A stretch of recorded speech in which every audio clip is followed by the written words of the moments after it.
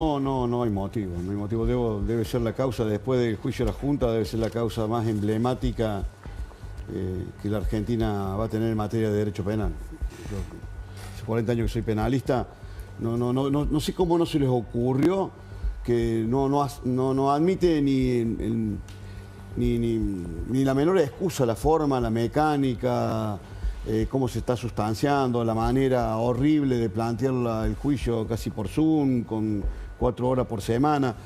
Bueno, creo que esto se va a modificar. Hoy en el Consejo de la Magistratura se hablaba mucho de este tema, pero bueno, yo cuento un ejemplo estúpido. En Córdoba, cuando vos conocés, Alfredo, el motín de la penitenciaría, ya por el 2013, todos condenados, porque en la penitenciaría no están los procesados, sino los condenados, 60 y pico de presos.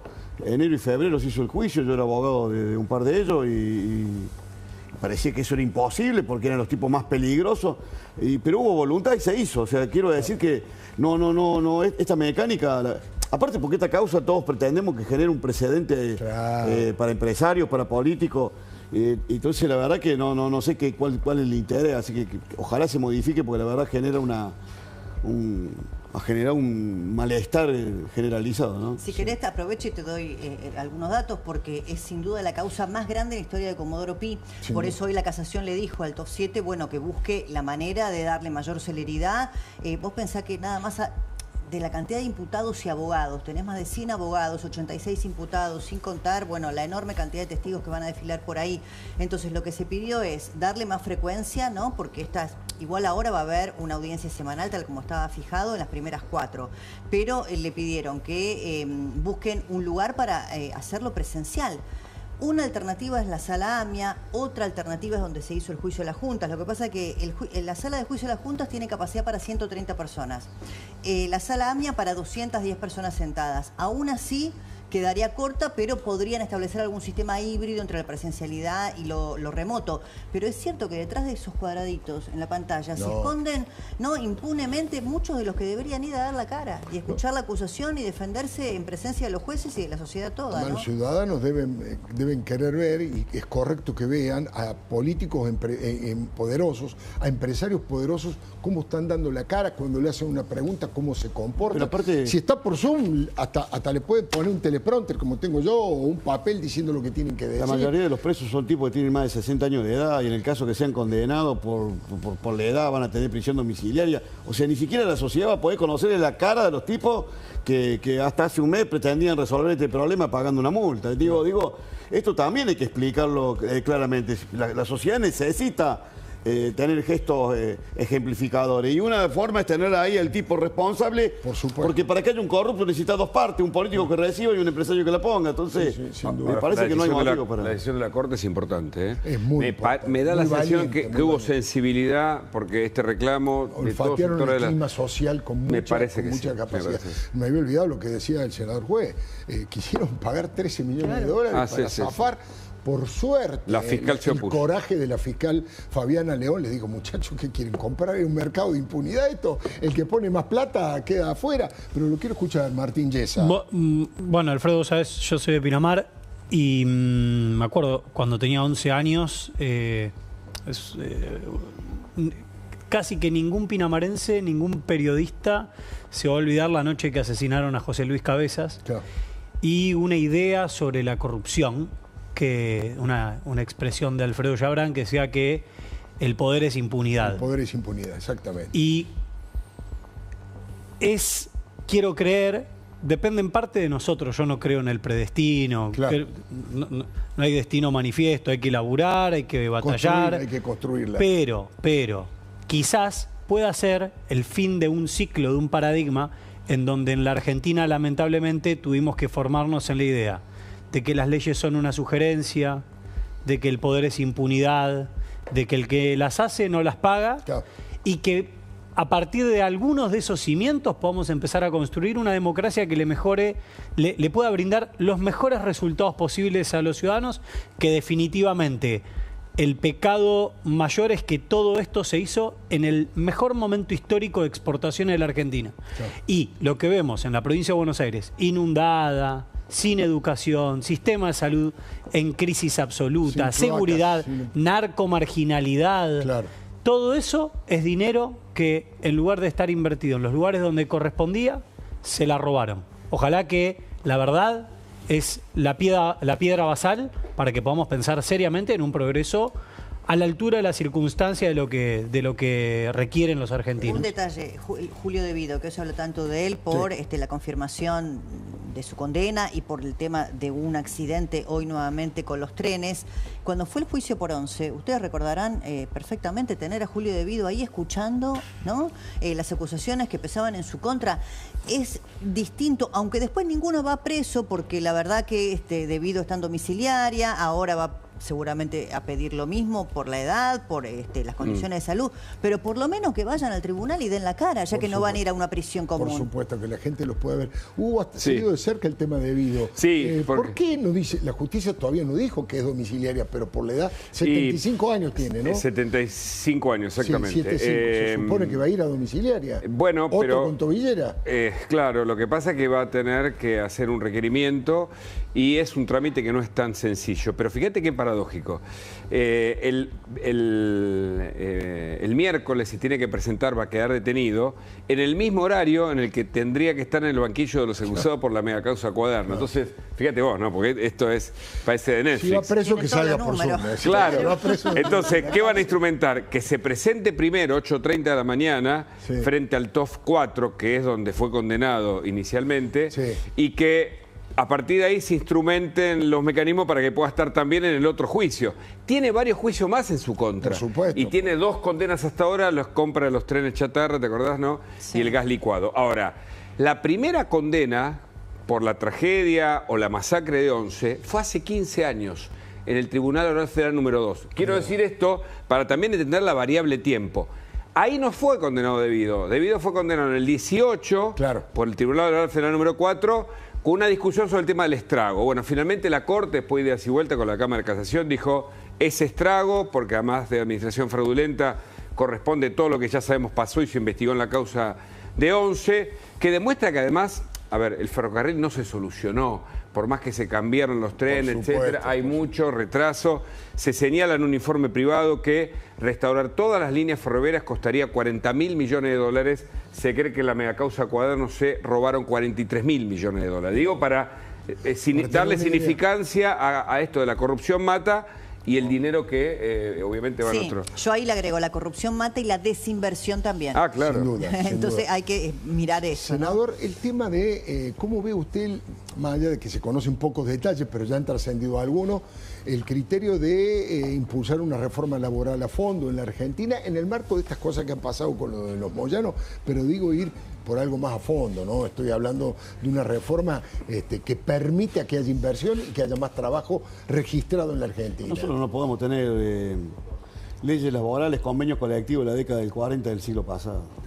Esto no se puede enojar a nadie. No hay discusión en eso. Yo donde voy lo digo, cuando era embajador en el Ecuador de Correa, lo más moderno que tenían era la legislación laboral y era un gobierno socialista. Digo, el mundo, hoy el problema en el mundo del tema laboral es entrar al laburo, no salir del laburo. Acá, esto es como cazar en el zoológico. Y esto no se tienen que enojar los sindicalistas. En Córdoba uno lo ve con el tema de las metalmecánicas, no sé, habría que ver convenios por empresa, va a haber que buscar un mecanismo que permita que esa informalidad, que es la mitad de los argentinos que no están formalizados, puedan entrar al mercado laboral. Si no, no hay forma, no hay economía que aguante, ¿no?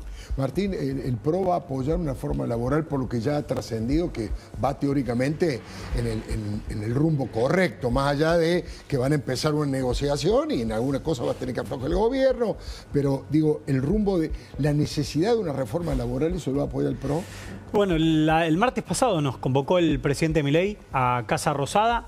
En principio, lo primero que nos adelantó Alfredo es que no está el borrador, digamos, están ahí punteando por lo que nos adelantó entre Petovelo y Sturzenegger, por lo tanto la letra fina no la tenemos. Lo que sí tenemos, como bien señalaba el senador juez, es un diagnóstico muy claro. Por un lado, una legislación que no se actualiza hace mucho, y por el otro lado, un sistema en donde el 45% de los trabajadores no está registrado, que genera problemas. Por un lado, bueno, obviamente veíamos esa pelea sindical es una nota casi a esta altura sociológica, ¿no? Sobre la decadencia, auge, apogeo y decadencia de lo que fue una de las estructuras más poderosas de Latinoamérica a nivel sindical, a nivel mundial aún hoy, pero definitivamente lo que no podemos tener es un sistema económico en donde solamente el 45% está registrado con, para hablar en criollo, Alfredo, el tema central es la industria del juicio. Digamos, yo hace poco vi una nota que le hacían a Pergolini, decía con unos chicos jóvenes que hacen streaming, y dice, si todos ustedes se hacen los socialistas, qué sé yo, dice, hasta que empiecen a ver en cada trabajador un problema y se van a querer matar, porque en muchos casos esos trabajadores que son parte de su empresa, son personas a las que le tienen afecto, pero sabés que te va a hacer un juicio. Claro. Y eso es horrible, y no es Mario Pergolini. Son un montón de empresarios, de pymes, que saben que van a tener un problema, y el trabajador, que en lugar de acceder a sus derechos, sabe que tiene que ir a un juicio con todas las externalidades que genera eso. Y solo para terminar, Alfredo, tampoco podemos tener una conversación seria sobre el sistema previsional jubilatorio en la Argentina, si el sistema político argentino tiene un consenso fenomenal alrededor de que se jubila el 100% de la gente y que solo aporte el 55% de los trabajadores. Es inviable, es inviable. Todo lo demás es pelota y democracia. De todas maneras, a veces le confieso una cosa muy personal.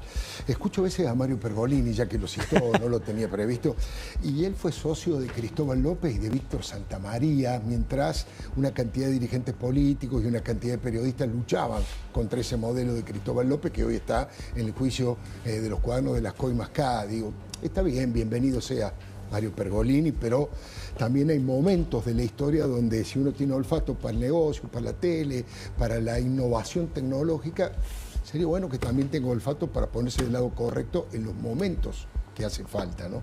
Fausto Espotorno, muchas gracias por venir. ¿Qué tal? Mire, yo he escuchado muchísimo, he escuchado, esta es una nueva era, empezó una nueva época económica, decía ayer el querido Carlos Pañi, la vida económica le sonríe al gobierno.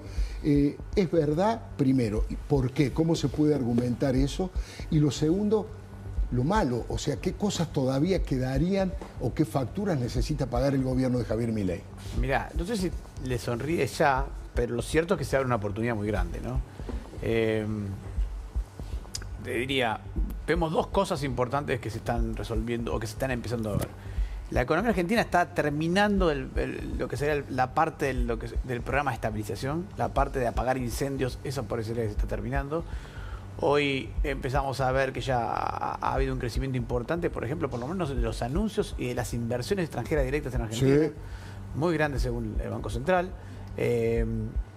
Eso es importantísimo porque, la verdad, lo que Argentina necesita con desesperación, más allá de parar la inflación, etcétera, pero tengamos en claro que bajar la inflación y ir a una economía normal es el primer paso, es la base.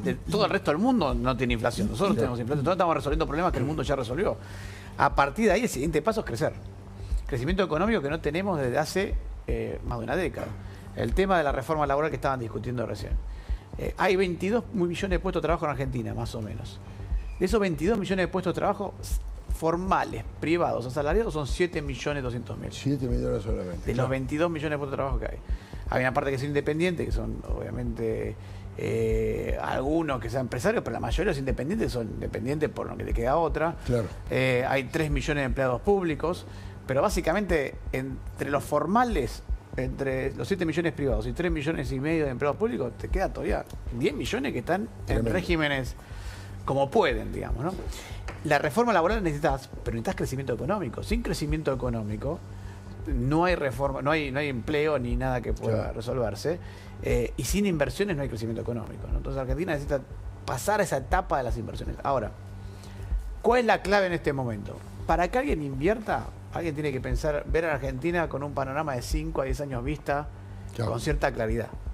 Entonces ahora el paso siguiente es a salir de la etapa bombero, de apagar los incendios, a la etapa de programar una economía, de empezar a pensar la economía futuro, de dar señales hacia adelante para que el que invierta pueda establecer el negocio y pensar, bueno, de acá a 5 o 6 años, ¿qué puedo hacer? Se podrá conseguir crédito, necesitas establecer reglas de juego, los impuestos, si voy a contratar a un empleado, ¿qué probabilidad de que me haga un juicio y que me reviente? Para las grandes empresas, por ahí el tema reforma laboral no es tan relevante. Para las pymes es Para clave. las pymes la liquidez, te saca claro. de juego. O sea, vos no puedes decir, yo hago una inversión de, por una pyme, 10 millones de pesos, y después resulta que contrato a un tipo y tengo un pasivo que no sé si de 10, 100... Claro, el problema del largo plazo, que no es largo, porque vos hablaste de 5 o 6 años, es que, bueno, en 2 años hay elecciones ejecutivas, presidenciales, y lo que antagonice con el presidente Milei es el péndulo que va al lado opuesto, ¿no? Ese es un problema que tiene la Argentina. Débora, sobre eso que decís y para complementar lo que dice Fausto, una pregunta, es una pregunta nueva para mí y me parece es bienvenida para la conversación argentina. Muchas de estas empresas que narra Fausto, cuando nos invitan a los diputados sencillamente para entender qué es lo que estamos pensando, lo que se están preguntando es qué pasa después de Milei.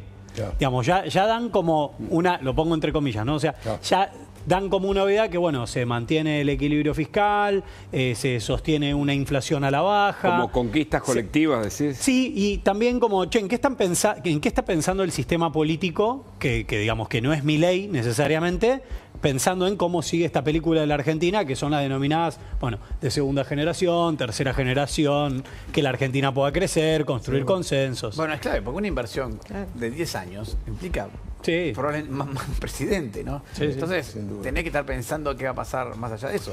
La verdad que yo entre la pregunta de esos empresarios, estoy medio arisco hoy, de los empresarios le diría, ¿y ustedes qué van a hacer, che, para ver qué viene después digamos, la clase política, perfecto, tiene más o menos claro, habrá alianza, habrá ruptura de partido, habrá nuevas alianzas. ¿Y ustedes los empresarios qué van a hacer? ¿Cuál es el aporte? Como decía John Fitzgerald Kennedy, ¿ustedes qué van a poner? Digo, ¿qué van a poner? Porque se mantienen al margen de lo que pasa en la Argentina y le reclaman toda la clase política y ellos han sido muy responsables de muchas de las cosas que han pasado. O a la luz, perdón, o a la luz de la causa Cuadernos, Ni lo que hablemos. no tienen que poner más. Ni hablamos, pero yo Lo ni que siquiera no hablaba tienen de que poner corrupción. más. Bueno. Hablaba de tener un compromiso de otro tipo No, sí, sí, sí. y que solamente- se pongan a competir un poco La también. causa ¿no? Cuaderno es prehistórica, porque los mismos empresarios le han sugerido a muchos gobernadores mecanismos muy modernos para hacer los mismos aportes, el mismo choreo. Te Claro. digo con experiencia y con conocimiento que estoy hablando. Sí, sí, Han sí. avanzado enormemente, han sido muy artesanales en sugerirle, mira, no queremos más este quilombo, no queremos ir con un bolso, no queremos más un barata que nos esté siguiendo con un celular. La mecánica es esta, te lo digo por experiencia. O sea, y en una mi nueva provincia. mecánica de... Una mecánica Claro. horrible porque Sí. es muy difícil de detectar, porque le han sacado el ojo del Estado para poder controlar. En Córdoba toda la obra pública no es controlada por el Tribunal de Cuentas, hicieron una ley, armaron una empresa, se quedaron con empresas privadas que tienen capacidad de obra para poder adjudicar directamente a 2 o 3 empresas que después terminan subcontratando, porque así funciona la obra pública. Sí, por Después supuesto. se enojan cuando aparece un tipo que dice la obra pública es sinónimo de corrupción. Pero la verdad es que los tipos han perfeccionado el mecanismo. Lo que nosotros vamos a ver en la causa Cuaderno es prehistórica. Esto lo denuncié en el 2004. Claro. Esto ya no existe más, no es que te dan un bolso, vos vas. Eso Son no. mecanismos muy modernos. Entonces, cuando vos te cuestionás, oye, odioso, ¿cómo estás con el tema de los empresarios? Sí. Esto han contribuido enormemente a generar mecánicas muy inteligentes para seguir cometiendo hechos de corrupción. Bueno, pero hay un punto, ahí me parece un punto súper interesante. Este mecanismo, esta economía que construyó Argentina en los últimos 20 años es una economía donde no entraban nuevos jugadores. O sea, fíjate que si vos tenés 7 Sí, millones claro. de empleados de hace 10 años, La camarita, ¿no? es porque está construido para que no entren nuevos empresarios, para que no aparezcan nuevas empresas, para que no aparezcan nuevos... Ahora, si se hacen transparentes los competidores. procesos, las licitaciones son públicas, los oferentes también, ¿no se supone que esto se minimiza al menos? Sí, bueno, pero fue la lógica. ¿La lógica cuál fue? La lógica fue tener una economía cerrada. Claro, cerrada, oscura. con restricciones, todo, pero eso también convenía a los que ya estaban instalados, que podían poner cualquier margen que querían, total, estaban protegidos. De Bueno, hecho, ponían sobreprecio para sacar de ahí las coimas. ni Bueno, siquiera en pagaban su vialidad, bolsillo. Lázaro Báez ponía empresas que eran propias y aparecía uno que no era de él, siempre, o sea, como parte del negocio, ¿no? Fingiendo una licitación. Juez, ¿qué está pasando en Córdoba y hacia futuro? ¿Usted cómo ha quedado colocado? La relación con la Libertad Avanza. ¿Y qué explicación tiene del resultado electoral en la provincia de Córdoba? En Córdoba nosotros dijimos hace 1 año y medio atrás, hace más todavía, que entendíamos que en el primer turno electoral el gobierno tenía el derecho a mejorar su calidad y cantidad en representantes y el músculo parlamentario. De ahí no nos corrimos, dijimos nosotros vamos a acompañar, se lo dije al presidente en más de una oportunidad. Esas milanesas que comía con el presidente yo, viste, un día se me ocurrió decirle a la bruja que me gustaba la milanesa de Milei, me dijo, bueno, que te debe comer Milei. Hace 2 meses y medio que no como milanesa. Por bocón me pasa. Pero en esas conversaciones le planteé eso, cumplimos. En Córdoba se generó un mecanismo muy pícaro armado por algún consultor que ustedes conocen muy bien, que ese famoso paseador de perros que armó ese tema de esa avenida del medio, toda esa mentira. Paseador de perros. Es paseador de perros, te lleva un caniche toy, un bulldog francés y los vende bien, y caro. En vez de buscar perros en la calle que están sin dueño. Eso fracasó, eso era eso. Y lo digo con claridad porque eso se van a querer instalar. Venían con una idea de convertirse en los garantes de la gobernabilidad. Bueno, en Córdoba claramente eso no tuvo resultado en ningún lado, se perdió en todas las provincias.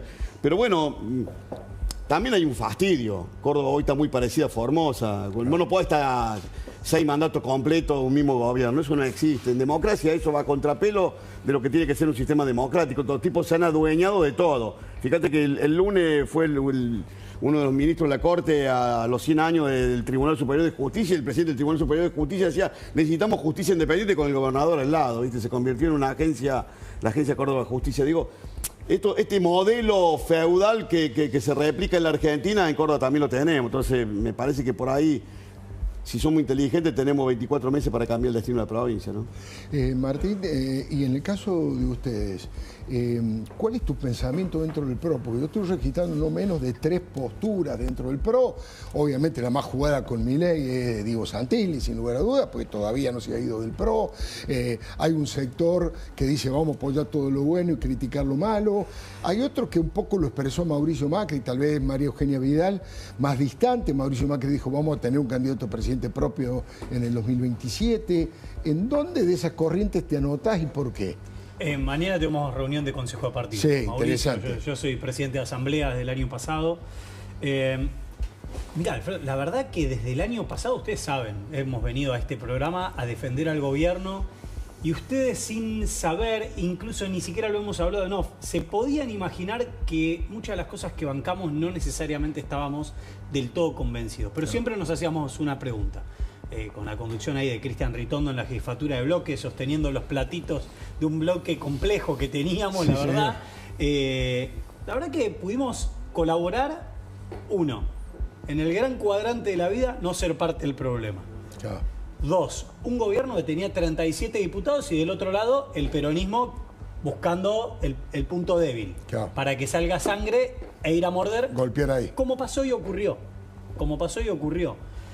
Eso la verdad que nos sacó mucha energía y, digamos, lo ideal con un joystick yo te hubiera dicho, bueno, la verdad que el 2023 se fueron los últimos candidatos a presidente. Yo te puedo decir, no hice nada para que ellos se fueran. Claro. Digamos, se fueron los últimos candidatos a presidente por motivos personales Sin duda. y creo que no habla bien de ellos como líderes y como dirigentes.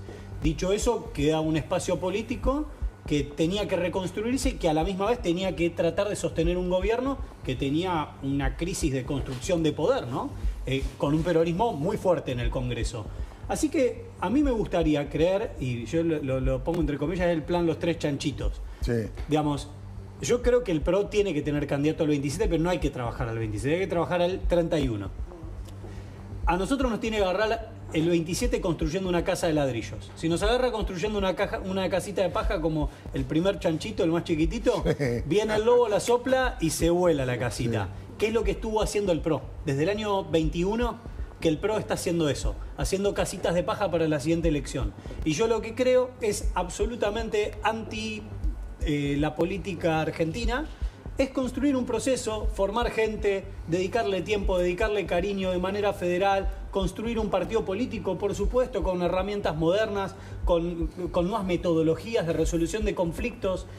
Y para variar, ser competitivo electoralmente creo que no es algo que vaya de manera contradictoria con esto. Así que me gustaría creer que esas 3 corrientes que vos narraste, Alfredo, que quizás en los últimos años no trabajamos de la manera más coordinada, podamos volver a reunirnos y ver si podemos encontrar nuestra nueva mejor versión. Martín, ¿pero no crees que el PRO puede quedar subsumido en la Libertad Avanza? Vos pensás el bloque, ¿no? Vos hablabas de la cantidad de diputados que tenía la Libertad Avanza cuando llegó, bueno, todavía hoy hasta el recambio del 10 de diciembre, 37 diputados. Hoy el bloque del PRO va a quedar en cuánto, 16, 17. Ahí hay un tema a mirar, ¿no? Sí, pero no me preocupa, realmente no me preocupa porque los temas que se vienen son sumamente importantes y lo que sí pasaba, Débora, ustedes lo saben, cuando trabajamos ley bases o RIGI, muchas veces eran los propios diputados del PRO, lo ha reconocido el propio presidente Milei, digo, Cristian Ritondo, Silvia Los Penato. Digo, vos veías a los diputados del PRO en los lugares centrales trabajando la modificación del articulito. Y eso quizás hoy lo que va a hacer es que tengamos un rol menos protagónico al respecto, porque ahora tienen refiero al volumen más diputados. político, sí. Lo que digo es, como te morfan cuando estás para dejarte morfar. Hay muchas personas como yo que creo que representamos o vamos a tratar de representar una nueva generación. Los que estaban ahí en el medio, entre Mauricio Macri y yo, algunos se fueron, otros se quedaron. Particularmente creo que a nosotros en el bloque nos queda una linda mixtura entre gente con experiencia como Cristian Finocchiaro o Dayana Fernández Molero, Ale Bongiovanni, Javi Sánchez Urba. No sé, yo sé que capaz me ven y dicen como este flaco no está viendo la realidad, pero bueno, vieron que la política tiene un componente a veces irracional, que es que yo creo, cada vez que me levanto a la mañana, que el PRO es el mejor partido político de la Argentina, por eso soy parte. Creo que tiene gente con ideas sanas, honestas, liberales, procapitalistas, pro mercado, con una mirada moderna del Estado. No nos asusta la gestión, nos gusta la gestión. Y cuando le tengo que poner nombre y apellido y veo que en Luján de Cuyo está Esteban Alacino, digo, ese loco es buenísimo. Te lo deseo para cualquier municipio a este pibe, que es ingeniero y que dirige a su municipio y lo lidera al tope de gama. Y cuando hago provincia por provincia siempre me encuentro gente así y siempre son del PRO. Es más, los puedo mirar y te puedo decir, ese es el del PRO. Y es buenísimo o buenísima. Entonces, digo, eso es algo que vale la pena. Llevó mucho tiempo construirlo y creo que esta etapa de 6 años fue muy mala, la peor de la historia del PRO, y lo que viene, de vuelta, no hay destino manifiesto, no hay predestino, creo que depende mucho más de nosotros y también con menos carga en la mochila de tener que andar sosteniendo los platitos de otros, y eso no significa no bancar al gobierno. Recién hablábamos todos de los cuadernos de las coimas K y Silvina Martínez nos trae algo que uno cree que las novelas, las telenovelas o las novelas son algo de la tarde en la televisión, pero ella trae la novela de los cuadernos K, así que te escuchamos atentamente, Silvina. Exactamente, es al mejor estilo culebrón que podemos ver en las plataformas o en la tele, pero esta vez con los cuadernos de la corrupción. ¿A qué me refiero? Mira, hay un DVD misterioso, hay viejos socios, aparece el caso que afecta al kirchnerismo. Acá tenemos una nota que escribió Hernán Capielo en el día de ayer, Cuaderno de las Coimas, el derrotero de un misterioso DVD con grabaciones que hizo el chofer Oscar Centeno. ¿Qué pasa acá? Bueno, mira, ahí tenemos la foto. La abogada Giselle Robles entregó un DVD a la justicia que dice que le pertenecía a su expareja, Franco Bindi, también un conocido, ¿no?, del mundo kirchnerista. Dice que había supuestos videos de Julio De Vido en este DVD y Bindi niega todo.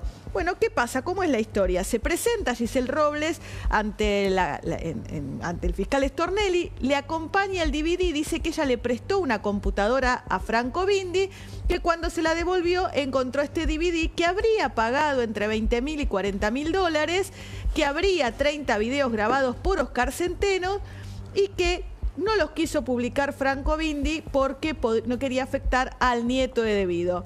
La justicia lo que dice frente a esto es: los videos ya estaban en la causa, fueron entregados por Diego Cabot. Cuando entregó los cuadernos también entregó los videos, que en realidad no se está aportando nada nuevo. Pero en el medio entra el culebrón. Franco Bindi niega lo que dice Giselle Robles, dice que nunca fueron socios, cosa que Robles dice que sí. En realidad fueron socios, pareja y abogados de Báez y Fariña. Hoy se acusan mutuamente. Ella lo vincula a los servicios de inteligencia. Él dice: trabajó conmigo, pero no fue mi novia, no la conozco prácticamente, está un poco loca. Esas son las acusaciones. Aparece una tercera en discordia, que siempre tiene que estar en cualquier novela, que es Marcela Pagano, diputada, actual diputada, que fue del bloque de La Libertad Avanza. Lo que dice Pagano es, bueno, está loca Robles. Todo esto surge en el medio de este juicio oral que estábamos hablando hace un rato, del Cuaderno de las Coimas. Como te decía, los cuadernos tuvieron su versión mediática. Ahora están teniendo su versión judicial, pero no podían escapar a la versión de la novela. Esta novela que empieza con servicios de inteligencia plata en el medio, acusaciones, terceros en discordia y veremos en qué termina. Ojalá que la justicia haga justicia no con la novela, sino con el hecho de corrupción que está detrás. Interesantísimo, jugosísimo, por supuesto. Senador Juez, ¿cómo es su relación? Ya sabemos que no es del club de los koalas, como dijo la otra vez, pero ¿cómo es su relación, si es que existe ahora, con Javier Milei? Bueno, hace un tiempo que no hablamos, pero bueno, yo tengo claro cuál es mi rol, qué tengo que hacer, cómo... y qué no puedo hacer. O sea, a mí no me pidas cosas que no... Es la historia de mi vida. Yo me peleo con todos los dirigentes políticos que se te puedan cruzar por la cabeza, claro, cuando me piden cosas que yo no voy a hacer. No lo voy a hacer porque no me nace, no lo siento, no estoy en condiciones. ¿Hace mucho que no se escribe con él? Ahora un mes y medio. No, pero eso no me quitó energía, ni fuerza, ni ganas de cargarme al hombro la campaña y colaborar y ayudar al triunfo, ni me va a ser un obstáculo para que labure para su reelección. No, yo no mezclo las cosas. Yo, aparte a esta altura del partido, se lo dije a vos, Alfredo, no se me cruza por la cabeza quién podría haberse enojado por las posturas que adopté en algunos temas que a mí me cruzan la vida. Entonces, si tengo que pedir disculpas, pido disculpas. Mira, yo cuando veo el tema de las causas de los cuadernos, sí, yo te lo he dicho muchas veces, yo era intendente de Córdoba y esto se lo decía Néstor Kirchner. De acuerdo. Y se vinculaba conmigo de la peor manera. Claro. Y me decía, pero vos, enanos, pero van a ir en cana, ustedes van a ir presos. Néstor, van a ir presos. Yo tenía una relación fantástica con Kirchner. Claro. La verdad que el tipo me distinguía con afecto, con cariño, y yo le decía, esta materia de corrupción, si me quería ayudar de esta manera, no me lo mandé a Jaime, no me lo mandé a Debido, no me lo mandé a José López, prefiero no hacer vivienda, prefiero el tema del transporte, dejar que no funcione, no me haga negociar con Cristóbal López el tema del juego, no le voy a dar bola, no voy a aceptar. Me peleé, así era, yo venía y lo decía, porque después la mayoría empezaron las denuncias del 2007, 2008. Sí, señor, yo era intendente y lo decía. Y se lo decía Kirchner. Sí. Y me trajo terrible dolor de cabeza. Y me decía, pero vos sos un loco, así no te va a vincular nunca con los tipos. Pero es la forma que tengo yo de vincularme. Te voy a decir lo que opino, lo que pienso, y si me equivoqué te voy a pedir disculpas. En ese sentido, yo a esta altura, a los 62 años, no tengo ninguna otra posibilidad de reinventarme de otra manera. ¿Y ves un Milei renovado para esta etapa? Yo lo veo más prudente, lo veo más mesurado, y la historia dice que después del primer proceso electoral los tiempos se precipitan de una manera monstruosa. La gente le dio a este gobierno, le dio una herramienta que el gobierno venía pidiendo, pero le va a exigir de manera proporcional a lo que le dio. Y esto claro, también hay que decírselo. Entonces no hay que comprar problemas que no valen la pena, no te tenés que subir al ring para que te caigan a trompada, tenés que tener más o menos alguna idea de dar peleas que más o menos tengas la idea de poder ganar. Hemos estado trabajando yo estos días con Patricia para tratar de decir, guarda que en el Senado han mejorado el músculo, pero necesitamos 37 senadores. Claro. Este año siempre corrimos atrás de la oposición, siempre. Y cuando vos corres atrás y el número, claro, nosotros pasamos de tener 39 senadores en un bloque muy artesanal armado, en la última votación 7 votaron con el gobierno. Entonces digo, esto hay que construirlo, se hace con diálogo, se hace entendiendo que no se gobierna con minorías de fanáticos. Bueno, es un gran desafío, ojalá lo hayan entendido. Interesante, ¿eh? De paso están diciendo que está trabajando mucho Patricia Bullrich con los peronistas de distintas provincias, senadores, sí, para tratar de juntar ahí una masa crítica. Potorno, ¿cuál van a ser la exigencia? Esto que decía el senador Juez. Ahora vienen, le han dado un cheque importante, no es un cheque en blanco, pero un apoyo fuerte al gobierno. ¿Y qué le va a reclamar el ciudadano común desde lo económico a cambio? ¿Qué están esperando? Yo creo que la ciudadanía apoyó al gobierno por el tema de la inflación en esta elección. La próxima elección va a ser el tema del crecimiento económico. El crecimiento económico, cuando los economistas hablamos de crecimiento económico, estamos pensando en el empleo. Claro. Ayer hablando con otro economista, decíamos, mira, al fin y al cabo uno estudia economía, trabaja en otro tema, quiere que la economía mejore, está pensando porque quiere ver cómo hacer para que la economía pague más trabajos y más salarios, ¿no? Ese es el objetivo final de la historia. Sin duda, esa es la forma de generar bienestar. Es la forma de generar bienestar. Genuino. Entonces, lo que se va a evaluar en el gobierno es, se creó más empleo, se creó más trabajo, se mejoraron los salarios. El problema es que llegar ahí es el objetivo final. Es como si, bueno, sí, entonces, lo que creo que el gobierno tiene que empezar a hacer es esto, es volver a la economía, a la economía real. Ojo, el resto no hay que olvidarlo, porque todavía en la inflación tenemos 2% mensual de inflación, que sí, uno dice, bueno, por suerte, porque veníamos del 20. No, pero todavía es alto. Pero Pero todavía en es una otros países inflación. eso es anual, lo que Claro, nosotros tenemos nosotros tenemos mensual. mensual. Pero te Vos quería pensás que si preguntar necesita algo un inversor global que viene, va a invertir 800 millones de dólares en Argentina con 2% de inflación mensual, te quería preguntar algo en materia cambiaria, porque para el gobierno sigue siendo importante mantener un tipo de cambio que no se le dispare, por eso sostiene el esquema de bandas.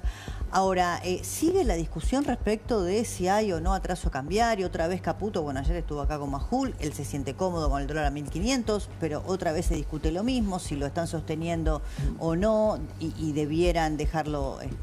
Mira, estuve hablando con un montón de economistas locales y de afuera, que están viendo Argentina, que eso es un dato importante. Si hoy estamos viendo que llegaron muchísimos fondos, inversiones en estos días, impresionante.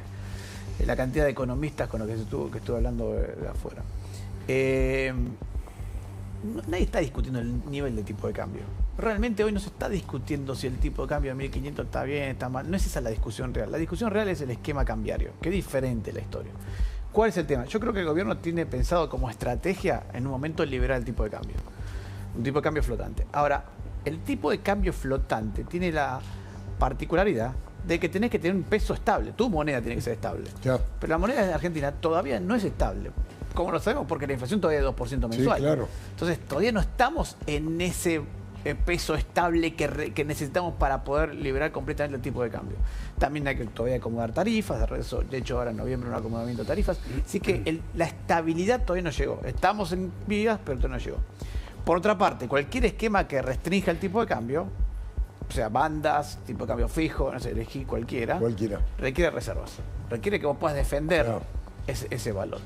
Y ahí es donde... Bueno, ahí está la misma discusión. Si compra o no compra reservas para o no tocar o influir en el valor del tipo a de grandes cambio. rasgos lo que se está diciendo es, che, si vos vas a defender esta banda que está, la superior, porque la de abajo está lejísimo, pero la superior, vas a defender esta banda tan apretada, tenés que tener reservas. Y no estás acumulando reservas. Entonces, no se termina de entender ese esquema. El gobierno yo creo que está pensando en decir, bueno, vamos a ver si se hace algo con las bandas. Por eso les está preguntando, ¿o vas a acumular reservas o vas a cambiar las bandas? ¿Hoy se firmó el swap, finalmente? Sí, entiendo que sí. A ver, pero el swap es... no te vas a gastar un swap de eso para defender una banda cambiaria. Bueno, hoy Besen reconoció que se utilizó parte del swap, ¿no? Alrededor de 2.700. Sí, millones de dólares. No sé si algo para pagarle al FMI también, que había un vencimiento de 800 millones de dólares. Puede ser. Pero en realidad lo que se usó fue para defender el tipo de cambio en la elección, que ahí era todo un ruido bárbaro, era otra historia. Pero la discusión hoy es esa, vamos a hacer un tipo de cambio libre. Yo creo que a la larga la historia está clara. Si uno mira la historia larga, está clara, Argentina va a ir hacia un tipo de cambio flotante.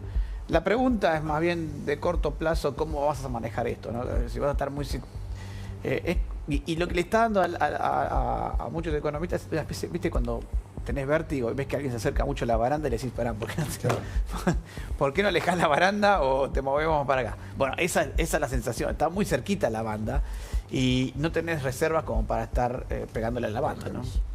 Débora, 2 o 3 líneas muy corto, pero contanos un poquito cómo ha sido esto de la Corte Suprema de Justicia y esto de hacia dónde van los cuadernos, la causa de los cuadernos de las COIMACA. Bueno, el tema es darle mayor celeridad. La verdad que tener una causa como esta, tan relevante, con una expectativa de duración, si se mantuvieran las condiciones actuales de una audiencia por semana, que es de 9:30 de la mañana a 13:30 del mediodía, aún haciéndolo de manera remota, la expectativa de duración era de por lo menos 5 años. Como mínimo. Piensen ustedes que cuando en el momento que llegase